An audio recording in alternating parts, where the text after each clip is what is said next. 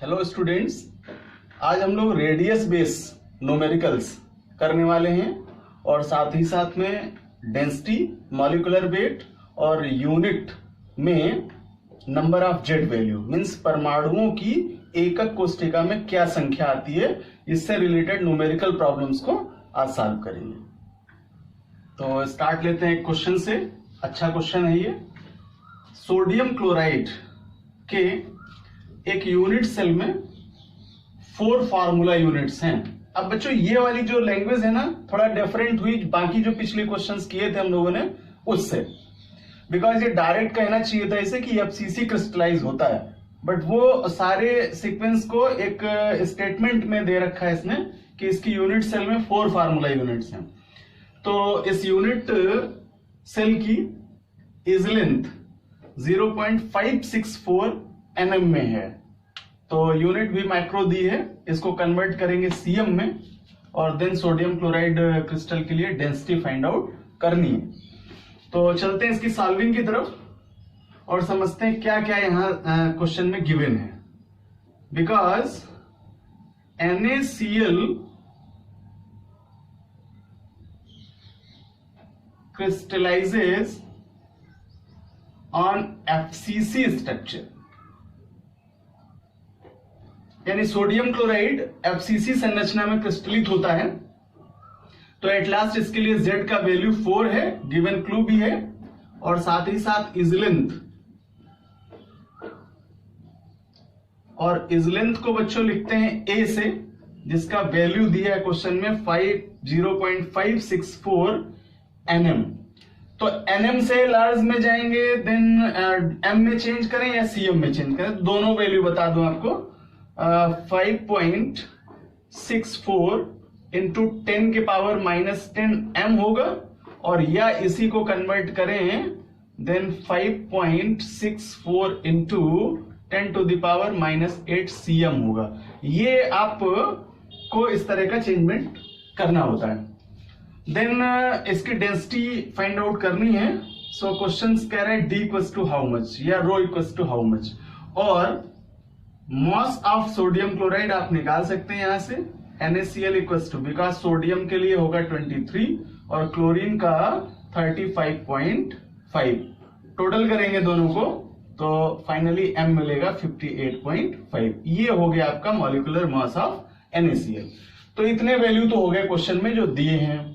अब हमने फार्मूला पढ़ा है बच्चों डेंसिटी के लिए, D equals to Z into M upon A³ into Na, और आपने पढ़ रखा है वो गैड्रो का value Na equals to 6.023 into 10 to the power 23। ये वैल्यू लर्न कर लीजिए, आप बहुत फंडामेंटल क्लासेस से पढ़ते हैं इस वैल्यू को।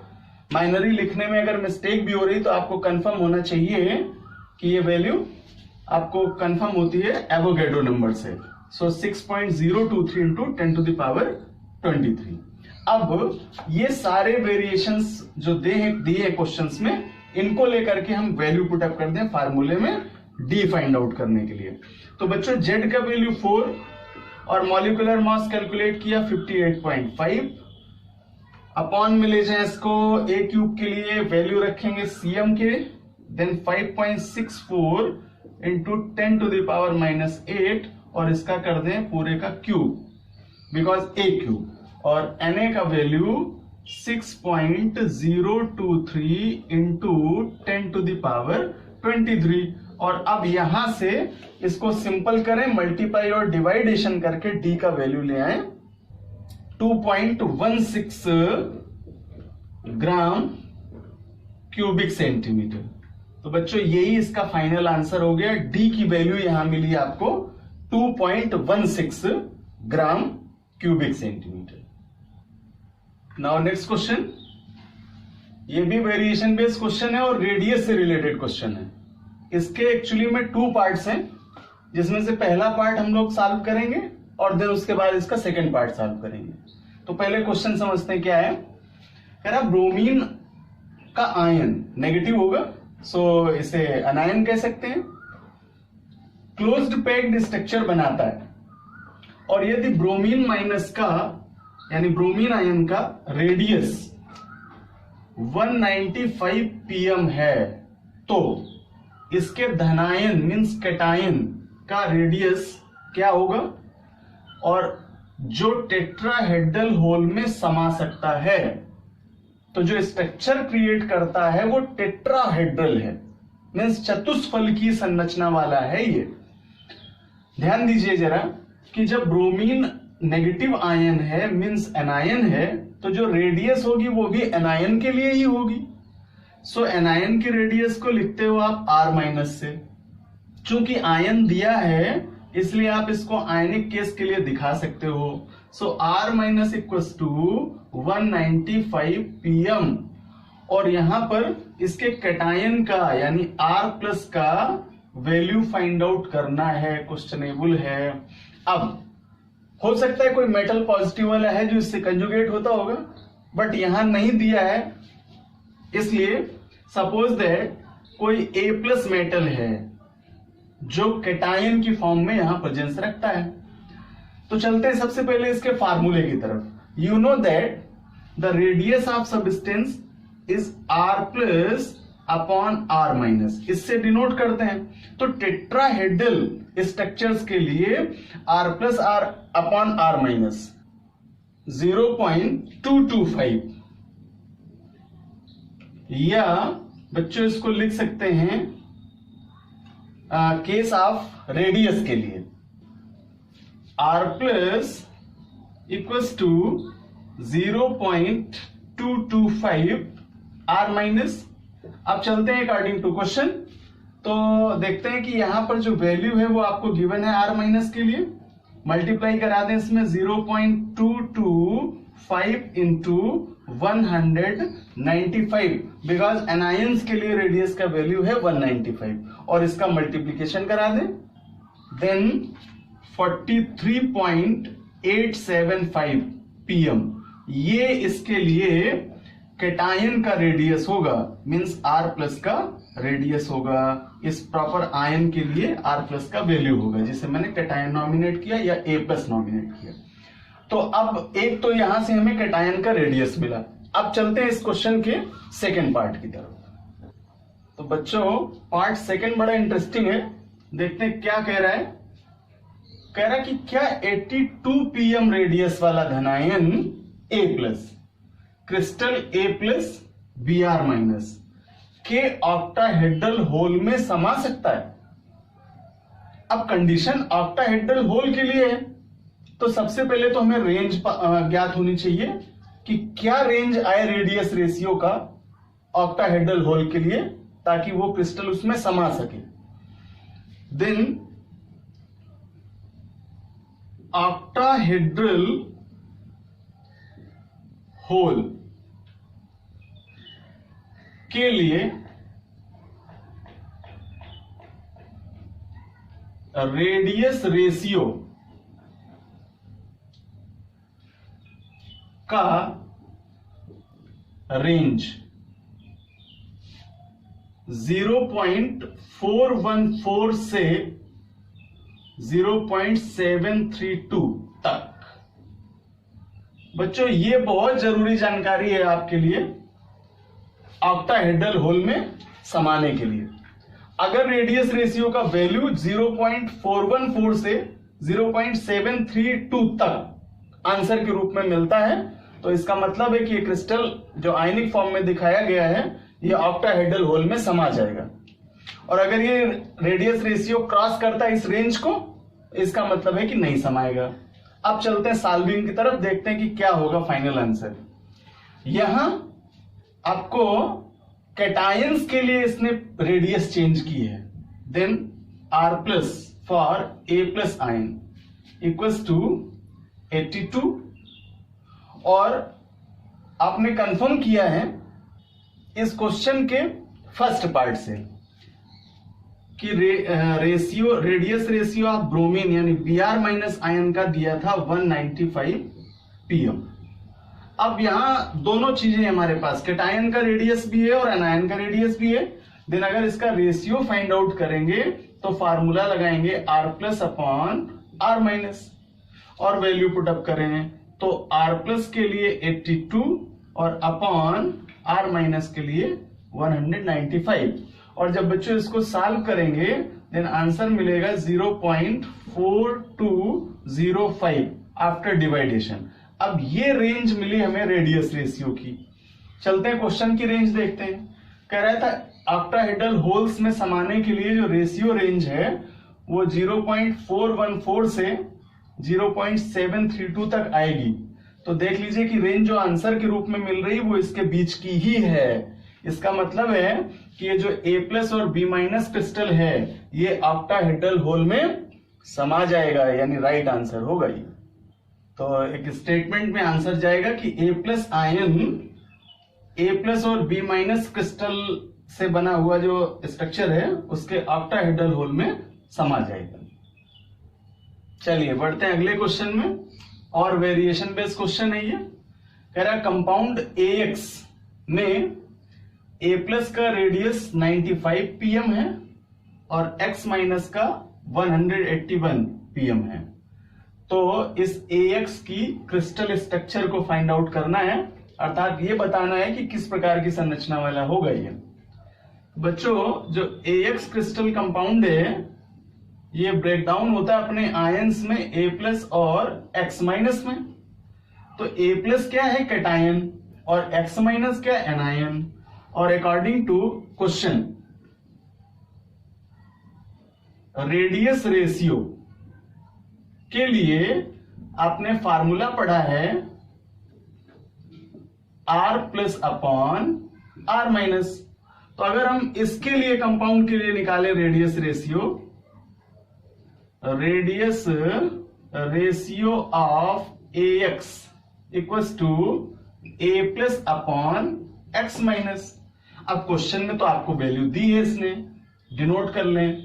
A प्लस के लिए वैल्यू है 95 pm और X माइनस की वैल्यू है 181 pm। अब ये वैल्यू पुटअप करें question according to formula. Then A plus है आपका 95 और X माइनस है 181। बच्चों जब इसको डिवाइड करोगे तो आफ्टर डिवाइडेशन आंसर मिलेगा 0.52 नियर अबाउट 48। ये रेडियस रेशियो का रेंज मिला। अब जब नियरेस्ट रेंज आपकी इस कैटेगरी में मिलती है तो इस प्रकार की संरचनाएं बच्चों FCC क्रिस्टलाइज होती हैं, यानी वास्तव में जो AX है ये FCC क्रिस्टल का रूप होगा जिसका रेडियस रेशियो हम लोगों ने फाइंड आउट किया 0.5248। तो बढ़ते हैं अगले क्वेश्चन की तरफ। ये और अलग तरह का क्वेश्चन है। कह रहा है गोल्ड जिसका रेडियस वैल्यू R का वैल्यू है 0.144 nm और ये FCC यूनिट में क्रिस्टलाइज होता है। इस सेल के इज लेंथ को फाइंड आउट करना है। मींस कह रहा है कि कोर की लंबाई क्या होगी, इज लेंथ का वैल्यू फाइंड आउट करना है। अब बच्चों ध्यान दीजिए जरा, हम लोग पिछली क्लासों में करके आए कि अगर यहीं पर डेंसिटी देता, मॉलिक्यूलर मास बताता और साथ ही साथ हमें जेड की वैल्यू गिवन करता तो उस समय हम कंडीशनल फार्मूला देते डी के लिए, D equals to Z into M upon A cube into N. But ऐसा नहीं कर रहा है ये क्वेश्चन। तो जब ये ऐसा नहीं कर रहा है तो हमें इज लेंथ के डायरेक्ट रिलेटिव फार्मूले की तरफ जाना होगा अकॉर्डिंग टू क्वेश्चन जैसा गिवन है। बिकॉज स्ट्रक्चर आपको बताता है कि FCC में क्रिस्टलाइजेज है, देन FCC के लिए कंडीशन अप्लाइड करें। You know that FCC unit cell में फेस डायगोनल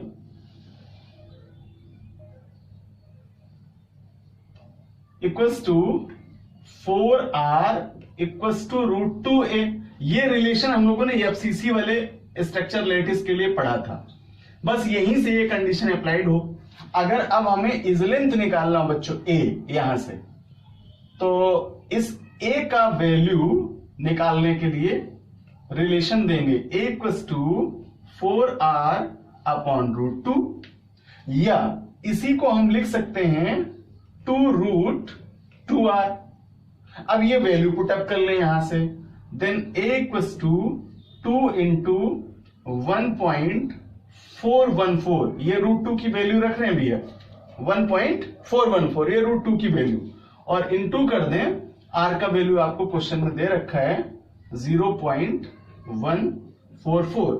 अब ये जब हमने पुटअप किया इस फार्मूले पर, देन मल्टीप्लाई कराएंगे और यहां से इस लेंथ का वैल्यू आपको मिल जाएगा 0.407 nm, बिकॉज nm में दी थी। ये एक कोर की लंबाई होगी, अर्थात इसके इस लेंथ की जो लंबाई है वो 0.407 nm होगी। Now next question, the density of KBr potassium bromide is 2.75 gram cubic centimetre. The length of the unit cell is 654 pm, so that KBr has a face centered cubic structure. बहुत बढ़िया question है ये, proof करा रहा है आपसे, कह रहा है कि जो वैल्यूज दी हैं इसके आधार पर आप सिद्ध कीजिए कि जो KBr है पोटेशियम ब्रोमाइड क्रिस्टल, ये फेस सेंटर्ड होता है, यानी FCC क्रिस्टलाइज होता है। आपको मालूम है अच्छे से कि FCC के लिए Z का वैल्यू 4 होता है, तो अगर यहां पर सॉल्विंग से आपको Z का वैल्यू 4 मिलता है, देन प्रूफ होगा कि क्वेश्चन में जो क्रिस्टल है वो FCC बेस्ड होगा। तो एक बार क्वेश्चन समझ लें कि पोटेशियम ब्रोमाइड का जो घनत्व है वो 2.75 ग्राम क्यूबिक सेंटीमीटर में है, और इसके कोर की लंबाई दी है 654 pm, और हमें यह दर्शाना है कि ये पोटेशियम ब्रोमाइड फेस सेंटर्ड संरचना बनाता है। चलते सॉल्विंग में, वैल्यू देख लेते हैं क्या क्या दिया है। सबसे पहले आपको डेंसिटी D दे रखी है इसने, D equals to 2.75 gram cubic centimetre, और साथ ही साथ इसका इज लेंथ दिया है बच्चों A equals to 654 pm, change कर लें इसको cm में, क्या करेंगे 6.54 इंटू 10⁻⁻8, ये हो जाएगा आपका cm में। Then molecular mass of KBr, m of KBr, ये हम लोग कैलकुलेट कर लें खुद से, बढ़िया रहेगा, क्योंकि हमें पर्सनल एलिमेंट्स के मास दिए हैं क्वेश्चन में। जैसे पोटेशियम का दिया है 39 और ब्रोमीन का दिया है 80, मोनो एटॉमिक है ये, क्योंकि पोटेशियम एक एटम से और ब्रोमीन एक एटम से कंजुगेट होता है। एट लास्ट जब इनको ऐड करोगे देन आपके लिए मॉलिक्यूलर मास बनेगा 119। ये बच्चों यम की वैल्यू हो गई यहां से, और ये ने बताई दिया क्वेश्चन में, ना भी बताए तो मैंने कहा आप इसको रट लीजिए इस चैप्टर के लिए, इसको बिल्कुल दिमाग में सेट कर लीजिए कि ये एवोगैड्रो नंबर है और इसका वैल्यू हमें 6.023 इंटू 10⁻23 पुटअप करना ही है। देन आप फार्मूला यूज करते हो D equals to Z into M upon A cube into NA, और अब यहां से हमें कैलकुलेट करना है Z की वैल्यू। तो अगर Z की वैल्यू कैलकुलेट करेंगे तो फॉर्मूला यूज करेंगे Z equals to D into A cube into NA upon M, और अब यहां से हम इसकी वैल्यू पुटअप करें जैसा क्वेश्चन में दे रखा है इसने। D के लिए वैल्यू है 2.75 इंटू A क्यूब cm में कैलकुलेट किया हम लोगों ने 6.54 इंटू 10⁻⁻8, और इसका कर देंगे क्यूब बिकॉज A क्यूब है, और इंटू Na का वैल्यू एवोगैड्रो नंबर रख लेंगे 6.023 इंटू 10⁻23, और अपॉन M का वैल्यू अभी कैलकुलेट किया हम लोगों ने 119। और बच्चों इस तरह से यहां से जब आप Z कैलकुलेट करेंगे तो मल्टीप्लीकेशन और डिवाइडेशन से Z का वैल्यू फाइंड आउट हो जाएगा, Z इक्वल्स टू 4।